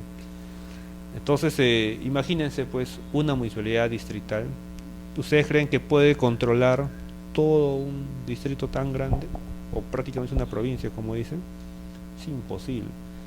Y esa es justamente la informalidad, ¿no? O sea, mientras tengamos eso, mientras no tengamos una fuerte, digamos, fiscalización, supervisión, aún vamos a seguir informales, ¿no? Por ahí va el tema. Por ahí va el tema. A ver, sigamos. Vamos a entrar a ver de una forma qué es lo que nos dice el Reglamento Nacional de Edificaciones, ¿no? Más o menos ahí nos habla de lo que es una habilitación residencial y establece algunas categorías, ¿no? Por ejemplo, nos dice de habitaciones, ¿no? De vivienda taller, tipo club, ¿no? Y terreno mancomunado. ¿Qué es lo que más o menos vamos a ver ahora? ¿Ya? Fíjese, cuando hablemos de habilitaciones urbanas, no solamente hablemos, les dije, ¿no? De esta ley, sino también conversemos y analicemos el Reglamento Nacional de Edificaciones y también hay una ordenanza municipal, por lo menos en el caso de Lima, que es la ordenanza 836, que también entra a complementar de alguna forma los aportes reglamentarios para el caso de habilitaciones urbanas en Lima, ¿ya? Prevé, regula que en el caso de habilitaciones urbanas en Lima se tiene que dejar ciertos porcentajes, ¿no? Dependiendo del tipo de zonificación. Hay residencial densidad baja, residencial media, densidad alta, y para cada uno de ellas más o menos deja un porcentaje y a favor de quién, ¿no? Por ejemplo, tiene a favor de ser par y establece los porcentajes para cada uno de ellos, ¿no? Y así sucesivamente. Tenemos también para residencial densidad alta, tipos de habilitación, prevé lo que es industria, comercio, educación, salud, otros. Es importante también que revisen eso para complementarlo. Fíjense, en urbanizaciones dice habitaciones residenciales conformadas por lotes para fines de edificación de viviendas unifamiliares, multifamiliares, así como de sus servicios públicos complementarios y su comercio local. Eso es lo que es una habitación tipo residencial. Ese es, por ejemplo, un grafiquito que podemos ver de lo que se trata. Bueno, es lo de acá. Estaba churado cuando se lo mandé a Carlos, no sé. Es la parte de ahí. Ya. Oh. ¿Qué más tenemos? Las famosas habilitaciones tipo club, que evidentemente tienen sus características distintas, ¿no? Fíjense, habitaciones residenciales conformadas por uno o más viviendas agrupadas. Ya, acá viene lo diferente. Agrupadas en condominio con áreas recreativas y sociales de uso común. Eso es lo que lo hace diferente, ¿ya? Áreas recreativas y sociales de uso común. Dice, estas habitaciones urbanas se ubican en zonas residenciales de densidad baja o de baja densidad. O sea, ahí no van a ver pues edificios y todo lo demás, densidad baja. Ahorita vamos a ver un ejemplo de eso. Zonas de habitación recreacional o áreas de playa o campestre. Por ejemplo, ¿no? Este es un caso típico de esta habilitación tipo club, ¿no? Si se fijan, el concepto que nos dice existen áreas comunes entre ambas, ¿no? Comparten áreas comunes recreativas, ¿no? Ustedes van a una habilitación, como dice tipo club recreacional en las playas, pues las características son que son densidad baja, efectivamente, ¿no? Y que existen áreas de recreación que son compartidas entre ellos, ¿no? Entonces, ese es un caso, por ejemplo. ¿Qué más tenemos? Habitaciones para vivienda taller. También tiene su propia característica. Dice habitaciones residenciales conformadas por lotes destinados a edificaciones de uso mixto. ¿Ya? Ahí está la diferencia. Su uso es mixto. Vivienda e industria elemental y complementario, así como sus servicios públicos complementarios y comercio local, que se ejecutan sobre predios calificados como zonas de vivienda. ¿Ya? Acá, ¿cuál es el elemento diferenciador? Que estamos hablando de un uso mixto, ¿no? Vivienda, taller. También tiene su propia clasificación. Fíjense, eso más o menos son las características que tienen que tener estos predios como mínimo de área. En algún momento habíamos conversado sobre los mínimos de área, ¿no? Y fíjense, para una vivienda unifamiliar, el área mínima tiene que ser de 450 metros cuadrados. ¿Ya? Para un unifamiliar, bueno, y la frontera como lote tiene que tener 15 metros lineales. Y en ese caso nos estamos refiriendo a una habilitación urbana de densidad o de baja densidad a ser ejecutadas en zonas residenciales de baja densidad. Y así sucesivamente, ¿no? Para el caso de habilitaciones urbanas de baja densidad a ser ejecutadas en zonas residenciales de baja densidad, ¿no? R2, el área mínima tiene que ser 300 metros cuadrados y mínimo como frontera del lote tiene que ser 10 metros lineales. Tipo de vivienda unifamiliar. Para el caso de una habilitación urbana con densidad media, ser ejecutados en zonas residenciales de densidad media, R3, el área varía. Son 160 metros cuadrados y solamente 8 metros lineales de frontera, ¿no? Ahora, en el caso 4, cuando se corresponde a habilitaciones urbanas de densidad media, ser ejecutadas en zonas residenciales de densidad media, R4, el área mínima son 90. En ningún caso, hasta donde yo recuerdo, el área es menor a 90 metros cuadrados. Solo en el caso de posesiones informales, ¿ya? Y es que eso también tiene que ser leído de otra manera. Esto es la parte formal, ¿no? La ley ha querido que esta sea la parte formal, de cómo va creciendo la ciudad. Y la forma de cómo va creciendo la ciudad es justamente a través de la habilitación urbana, que es la parte formal. Y es la parte formal que a veces no nos gusta hacer o no les gusta hacer a los propietarios, ¿no? ¿Por qué razón? Y eso es justamente lo que de alguna forma desincentiva un poco optar por el camino de la formalidad, ¿ya? Porque como vamos a ver, también vamos a tener que dejar áreas para aportes. Entonces fíjense que en el primer caso que hemos visto, se tiene que dejar para recreación pública un 8%. Si le sumas a eso para parques zonales un 2%, estamos hablando de 10% ya. Y después un 2% para educación, estamos hablando ya de un 12%. Y un 1% para otros fines. Estamos hablando que de tu terreno matriz, tú vas a donar en buena cuenta un 15%.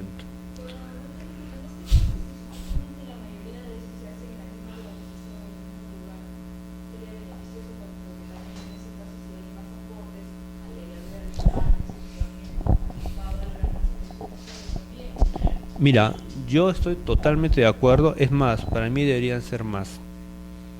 Para mí deberían ser más, pero habría que preguntarle al propietario. El propietario no piensa en eso, es más, el propietario ni siquiera piensa vivir ahí.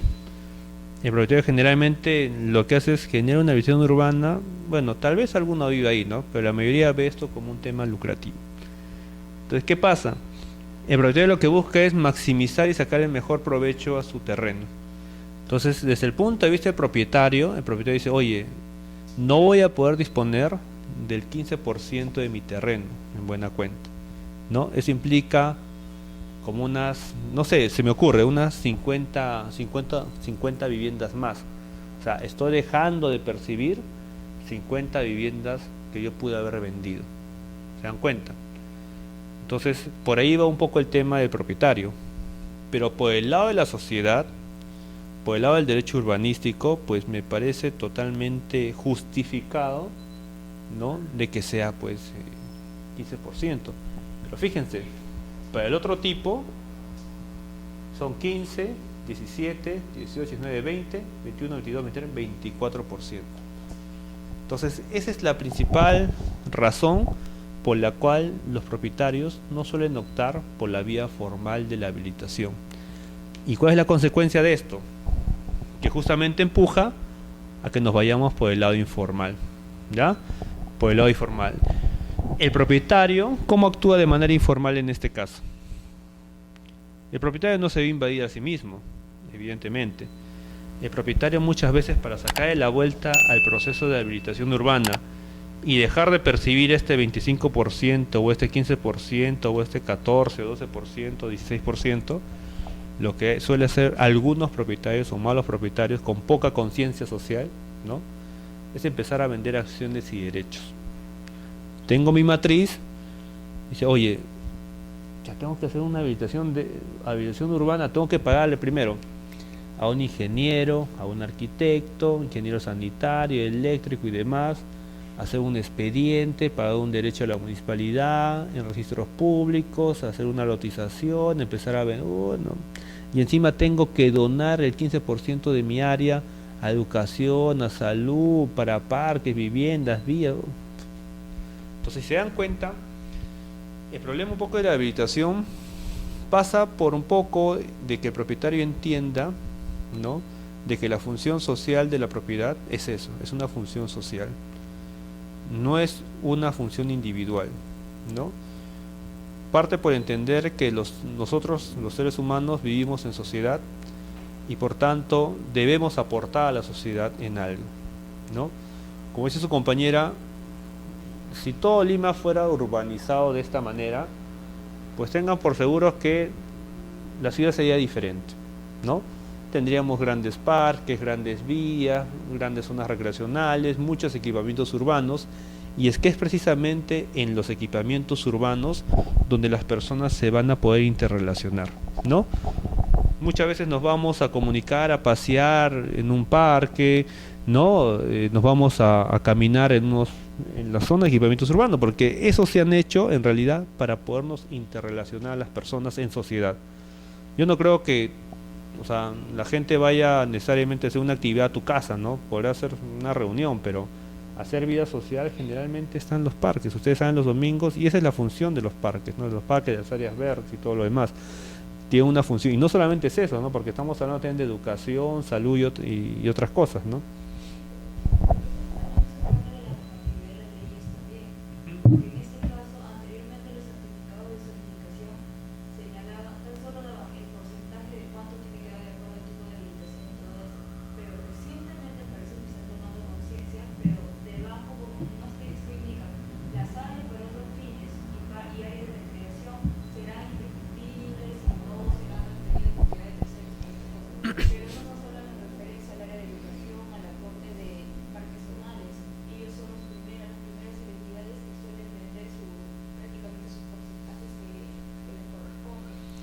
El problema de la ley dice lo siguiente.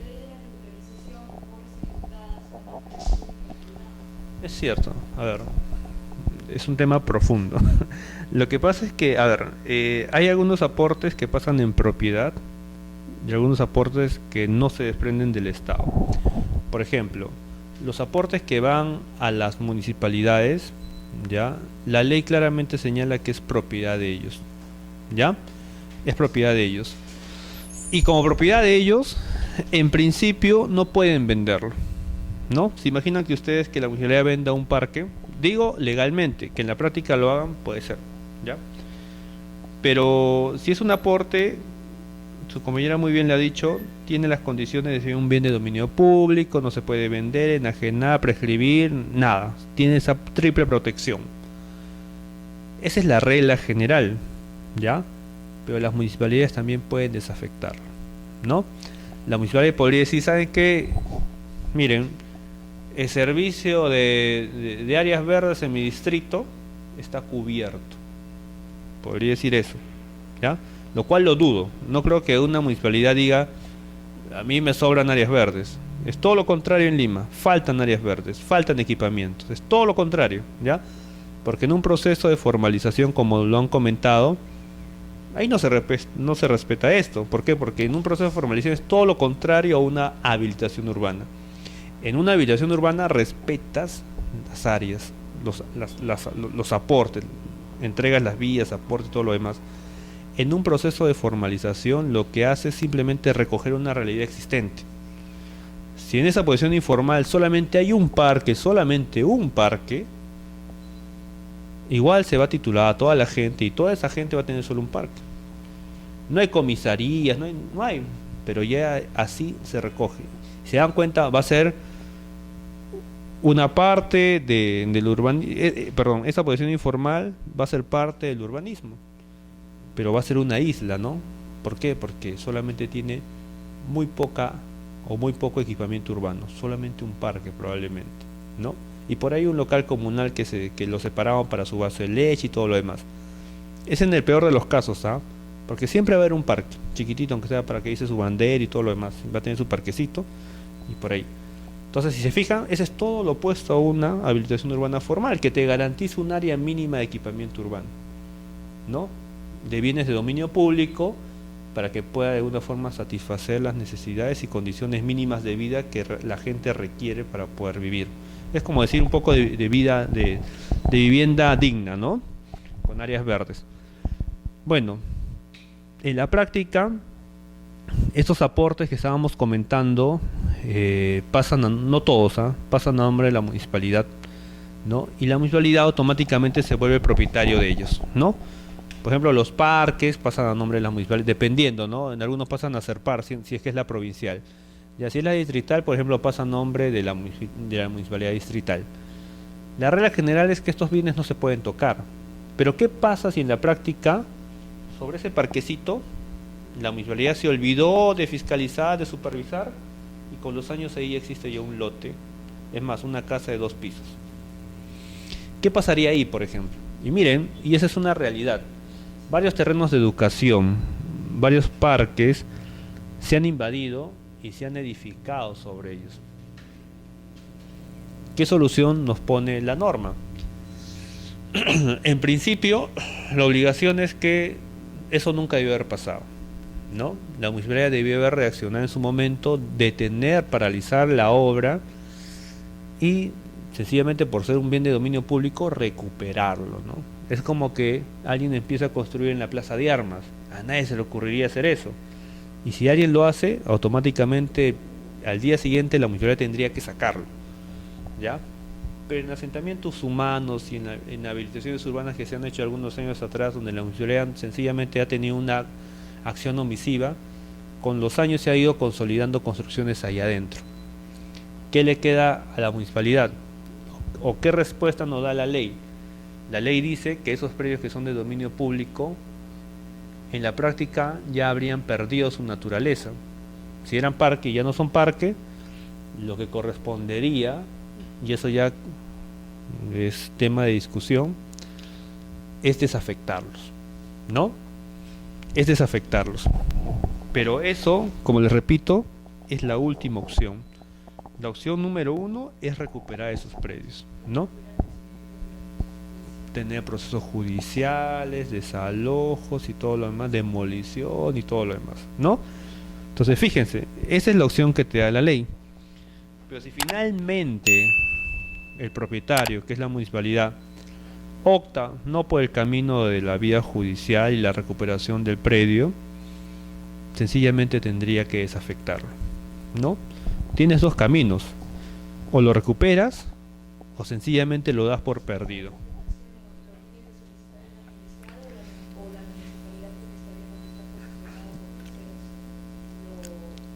En principio va a depender cómo está diseñado en el TUPA o cómo está diseñado en la norma.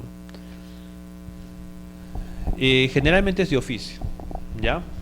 Porque si es a pedido de parte, voy a dar pie a que todo el mundo me empiece a invadir y después pedirme la desafectación. En principio es de oficio. ¿Qué significa? Que la administración pública va a evaluar si lo hace o no lo hace. Como repito, lo correcto sería recuperar ese bien de dominio público, porque es de todos, ¿no? Porque después si después tú quieres recuperar ese predio, cuando ya lo has regularizado, vas a tener que expropiarle a ese señor y va a ser mucho más caro, ¿no?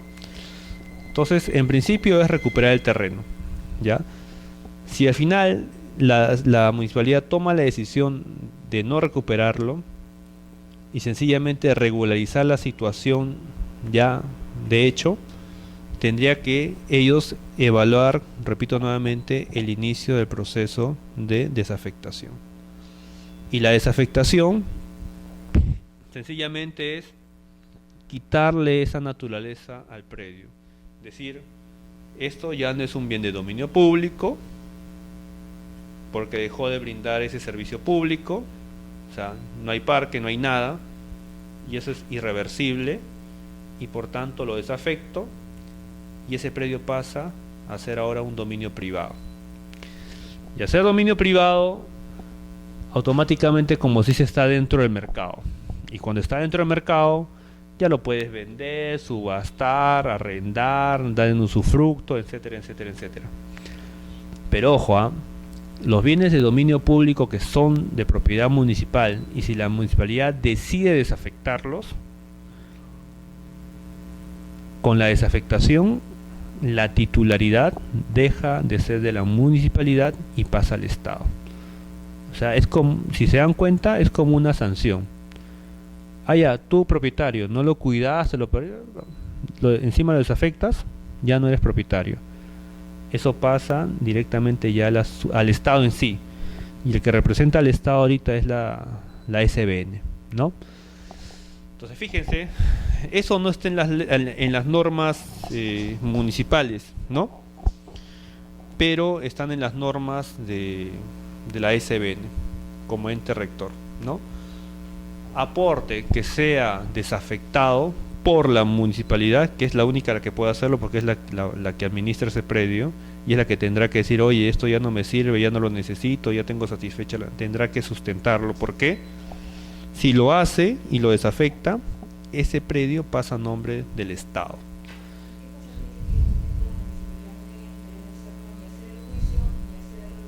¿La desafectación?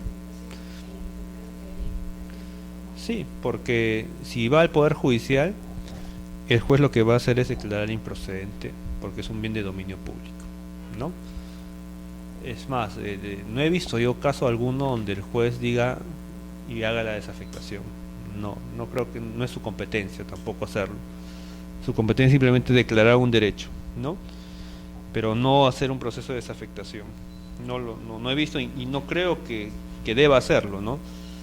Porque la desafectación, repito, tendría que hacerlo la administración pública y es la administración pública es la única que puede decir si ese predio le sirve o no le sirve.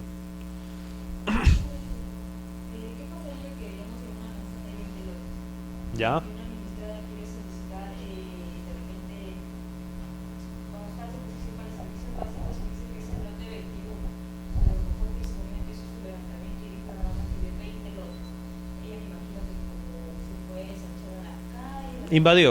Invadió y se puso al costadito del último lote.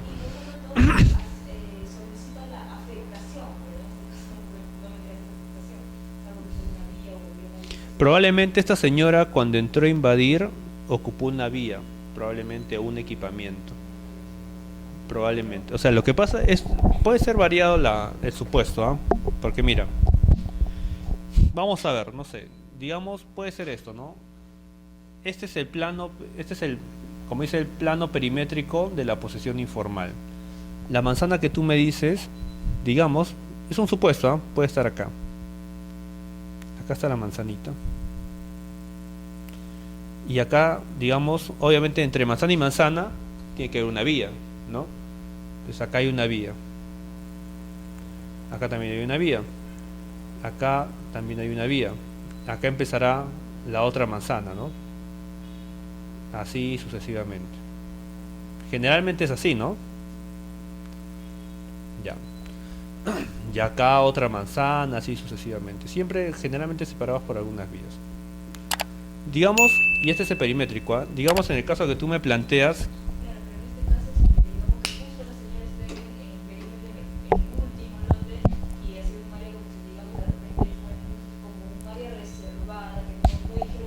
Ya, ok, ya, pero vamos a entrar a los supuestos, ¿ya? Supuesto número 1, la señora se ubicó acá. No, porque por ejemplo, Cuando Cofopri hace el plano perimétrico, o sea, no estaquea, pues, ¿no? Y no levanta un muro donde diga, "Ah, por si acaso hasta acá llegue el predio". O sea, eso está abierto. La señora por desconocimiento se ubica acá. ¿Ya? Si se dan cuenta, está fuera del plano perimétrico. Entonces, ahí no puede hacer nada. ¿Por qué? Porque está fuera de la posición informal. Entonces, en ese caso, la señora está muerta. ¿Ya?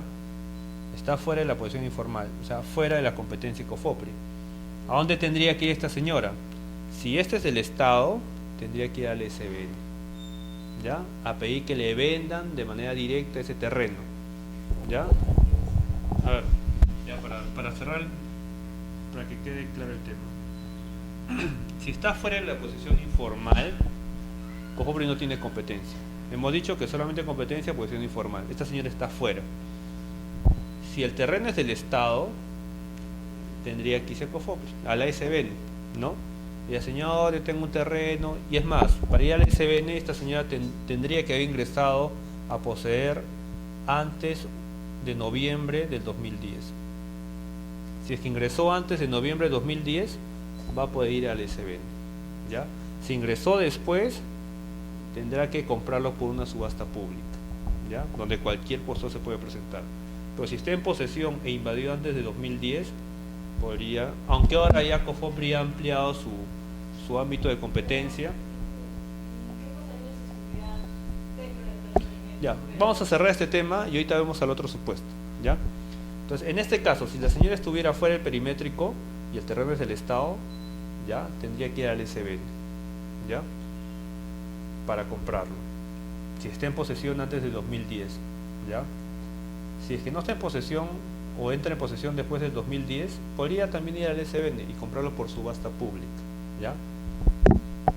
Ahora, si con el tiempo, esto hay que aclararlo porque ya la ley de COFOPRI se ha modificado, si con el tiempo, acá por ejemplo, esta señora invadió, pero acá también hay otro, y todo esto se invadió, ¿ya?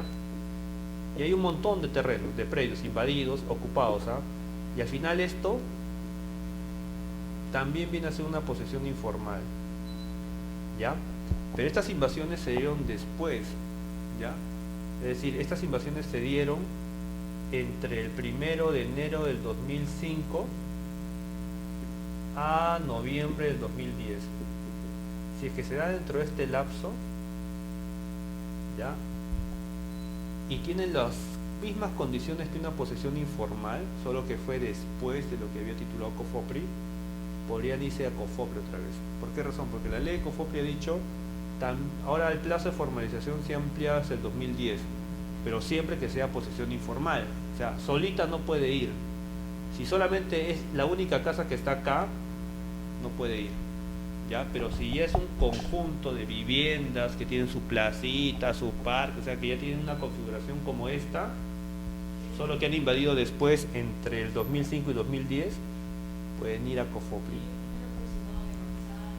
En realidad, la configuración tiene que ser como un asentamiento, o sea, tener, ponte tus... No hay un número mínimo ni máximo. La ley no te dice tienen que ser mínimo 10 manzanas, máximo 200, no. Simplemente que tenga la configuración de una posesión informal, ¿no? Que tenga su placita, su parque, ¿no? Por lo menos, que tenga su manzaneo, sus lotecitos así de comercio y algo así similar. Ya, ese es el caso que está afuera. ¿Qué pasa si estuviera dentro? Dentro de la posesión informal. A ver. Igual. Ya da la casualidad que este titulado, y este justo el último, este de, también titulado, y este de acá no estaba titulado, ¿ya? No existía en el plano, pero de alguna manera el perimétrico debió ser hasta acá en tal caso, ¿ya? Porque no existía. Acuérdate que COFOPRI lo que hace es levantar los lotes existentes, no levanta lotes vacíos. Pero digamos que el perimétrico es hasta acá y COFOPRI lo consideró, como tú dices, como un área reservada. Puede ser, ¿ah? Porque han dicho, acá probablemente pues ya vamos a identificar qué vamos a hacer ahí. Ya, lo califica como área reservada y no había nada. Y esta señora entra al lote. O peor aún, COFOPRI lo aprobó para que sea, ponte, no sé, una comisaría, con lo cual es un equipamiento urbano, ¿ya? Y Y como no había ninguna comisaría, sino que Cofopri reservó esa área para que sea una comisaría y le dio en su lotización como lo aprobó como comisaría, y esta señora ingresa a poseer el terreno, ¿ya? Toma posesión. En este caso, ¿ya? Si la señora ingresó después de haberse aprobado el PTL, ¿ya? Digamos el plano perimétrico y el plano de trazado y lotización, se aprobó, digamos, se inscribió en el registro el 1 de enero del 2004, ¿ya? Se inscribió esa fecha y en esa fecha se le dio lote de equipamiento urbano destinado a comisaría, pero obviamente no había ninguna comisaría, pero estaba proyectado para comisaría, ¿ya? Se inscribió en esta fecha. Evidentemente el empadronamiento siempre es después de la inscripción, ¿ya? Porque se empadrona cuando ya existe la lotización. Digamos, se inscribió el 1 de enero del 2004, el empadronamiento, por lógica, siempre va a ser después. Digamos que el empadronamiento se dio el 15 de enero del 2004. Ojo con esta fecha, 15 de enero. En este 15 de enero se supone que se empadronó todo esto. Todo. En el 15 de enero encontré A, B, C, D, y en el 15 de enero esto ya estaba como lote de equipamiento. Y se supone que en este lote de equipamiento no había nada, no había nadie, ¿ya? Entonces yo tengo ya registrado esto. Yo sé que en el 15 de enero cuando bajé, esto estaba vacío. ¿Por qué? Porque va a tener su propia ficha. Yo te dije que cada expediente, cada predio tiene su historial. Entonces se generan fichas de empadronamiento por cada predio. Y la ficha de este va a ser como lote de equipamiento, ¿no? Y cuando se va, lote vacío, destinado a ponte comisaría, no vive nadie, ¿ya? ¿Qué debería haber pasado con este lote? Debería haberse afectado en uso a favor, evidentemente, de la comisaría, no del Ministerio del Interior. Y ahí debe haber culminado ese proceso de formalización, con la afectación en uso a favor de la comisaría, ¿ya? O del Ministerio del Interior. Así debió haber terminado, ¿ya? Pero digamos que Cofopri no lo tituló, se olvidó de verificarlo, simplemente dejó constancia que sí, pues hay un lote vacío para comisaría y no lo afectó en uso, ¿ya? Estamos hablando del 2004. Y en el 2006, ¿ya? Esta señora toma posesión. Ah, ese lote está vacío, pero toma posesión. En el 2006, ¿ya? Esa señora no podría ser titulada de ninguna manera, porque ella está ingresando a poseer el predio en el 2006, cuando en realidad ella debería estar en posesión antes del 15 de enero del 2004, ¿ya? Porque esa es la fecha en que se empadronó. Cuando Cofopri baja a empadronar, estas personas que encuentra, por lo menos tiene que tener, dice la ley, un año de posesión. Mínimo un año. Pero ¿desde cuándo se computa ese año de posesión? Se computa desde esa fecha para atrás. Es decir, el año de posesión ella tendría que estar como mínimo desde el 1 de enero del 2003. Desde esa fecha ella tendría que acreditar la posesión. Y esto es algo que evidentemente esta persona que ingresó en el 2006 jamás lo va a acreditar, ¿verdad? Porque ingresó en el 2006, 3 años después que la ley le exigía. Entonces, en ese caso, fíjense, no va a prosperar la regularización de la señora. Es más, este lote tiene la condición de un equipamiento, o sea, no se puede prescribir, no se puede nada. Esto tendría que ser afectado de todas maneras al nombre del Ministerio de Educación, del Interior, ¿ya? Y ya el Ministerio como titular dirá, no lo necesito, no lo quiero, desaféctalo nomás y véndeselo a la señora. Pero ya no lo va a hacer Cofopri, porque Cofopri cuando afecte en uso ya concluyó su trabajo. Ya terminé, tituló una casa, ya terminé, ya no se mete. Ahí termina. Tú me preguntabas, ¿y hasta cuándo Cofopri? No, cuando ya titula. En el caso de vivienda, con la emisión del título de propiedad, desapareció Cofopri. En el caso de equipamientos urbanos, con la afectación en uso. Nada más, ¿ya? Si por ejemplo se desafecta, ya la SBN lo desafecta. Ahora, ¿qué pasa con los lotes de equipamiento urbano? Eso es importante saberlo en el caso de posesiones informales. Todos los lotes de equipamiento urbano que hayan sido titulados por COFOPRI, ¿ya? Esos son del Estado, ¿ya? ¿Y qué significa eso? Que la SBN tiene que asumir la titularidad de esos lotes, ¿ya? O sea, esos lotes de equipamiento urbano otorgados por COFOPRI tienen que estar inscritos a nombre de la SBN. Titularidad, ¿ya?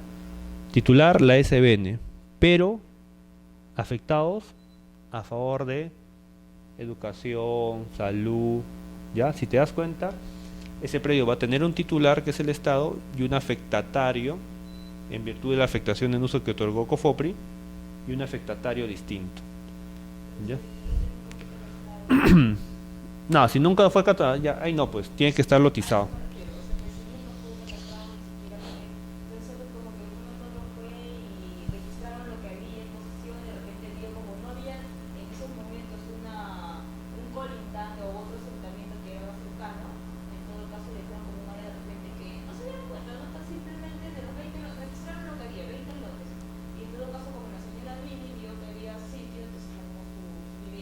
Ya, pero, a ver,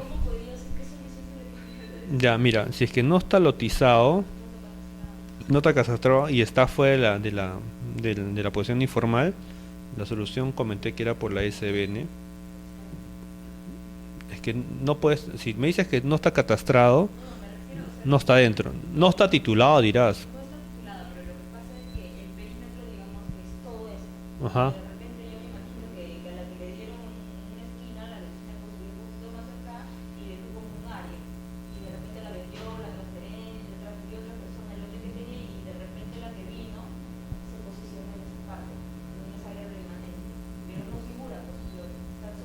O sea, no figura en el plan de trazado y lotización. Entonces, en la realidad podría estar ocupando una vía. Bueno, y si está ocupando una vía, con mayor razón, o sea, no debía ser titulada, pues, ¿no? Ahora, esa vía obviamente va a pasar a administración, evidentemente también de la municipalidad. Y va a pasar lo mismo, si la municipalidad lo desafecta, eso pasa en nombre del Estado, ¿ya? Pero si lo desafectaría, yo no creo que lo desafecte si está ocupando una vía pública, ¿no? Salvo que justo ese predio esté cerrando una vía, ¿no? Porque a veces hay predios, hay personas que invaden lo siguiente, ¿no? Sí. Justo había una manzana, otra manzana, y por acá era era una vía. Y hay gente que se ocupa acá, ¿no? Y se fijan, justamente este predio cierra la vía. Entonces la municipalidad tendrá que preguntarse, oye, ¿desafecto o no desafecto esa área? ¿No? Podría hacerlo si la mayoría decide que sí, pues finalmente él es el titular. No, por eso te digo, ellos tendrían que analizarlo, porque ellos son los titulares. Ellos tendrían que preguntarse, oye, ¿afecto o no afecto la circulación? Oye, ¿es conveniente esta vía o no es conveniente? Ese es un tema que ellos tendrían que preguntarse. Pero en el caso que la municipalidad lo desafecta, este lote, porque es el caso, o sea, tú dices que está fuera de la lotización, pero está dentro del asentamiento humano. O sea, lo más probable es que haya ocupado pues una vía, no hay otra más, porque los demás lotes ya están identificados, o es un equipamiento o es vivienda, equipamiento o vivienda. Entonces, si no ocupó ningún equipamiento, ya hemos visto que si ocupa equipamiento, ¿cuál es el camino, no? Pero si ocupa un lote vacío, perdón, un área que no era lotizada y que probablemente sea área de vías, pues sencillamente, y ya edificó probablemente, es más, tiene un piso o dos pisos, imagínate, para el tema es mucho más grave, la municipalidad tendrá que decir, o hago la demolición y hago prevalecer la vía pública porque esto conecta, como dices, un asentamiento con otro asentamiento y por tanto es importantísimo recuperarlo, pues la municipalidad puede hacer el proceso judicial y demandar la demolición de ese predio. Pero si la municipalidad no quiere hacerlo, sencillamente tendrá que desafectarlo. Y al desafectarlo, eso va a pasar a nombre del Estado. Y una vez a nombre del Estado, este señor lo tendrá que pedir por venta directa y a valor comercial ya a la SBN. Si es que está antes de 2010, ¿no? Esa es la solución. Pero obviamente lo que te digo, yo veo muy improbable que la municipalidad quiera pues desafectar, ¿no? Un predio que justamente sea con esa característica, ¿no? Que ocupe parte o que cierre una vía pública. O sea, ya sería pues el colmo, ¿no? Uy,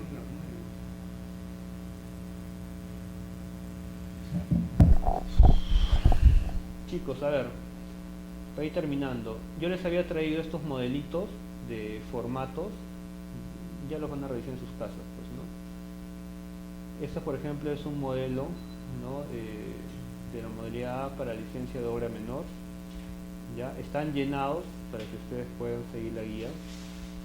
Y también tenemos, por ejemplo, otro modelito de la modalidad A, ¿no? Sin área de fábrica inscrita.